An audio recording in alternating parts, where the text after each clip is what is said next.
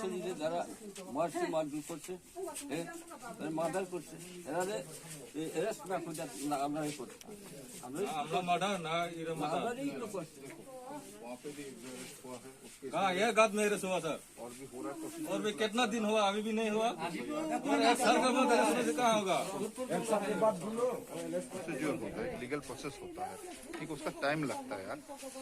ठीक है ऐसा तो नहीं है कि वहाँ का पुलिस रेड नहीं कर रहा है और मैं तो उसमें तो गया था पुलिस पकड़ने के लिए फिर उल्टा बैक करके आया पुलिस पुलिस कैसे भी पकड़ेगा आप लोग क्यों टेंशन ले रहा है कब पकड़ेगा कभी भी आप सुनो कभी भी लॉ से कोई भाग नहीं सकता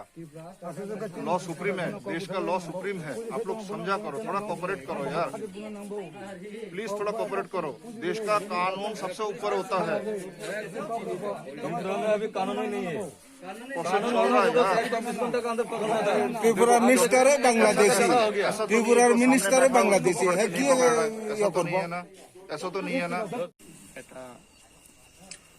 আপনারা যেটা করেছেন অবশ্যই অ্যাডমিনিস্ট্রেশন নজরে গেছে আপনাদের আন্দোলন সফল হবে বিশ্বাস রাখি সকলকে ধন্যবাদ।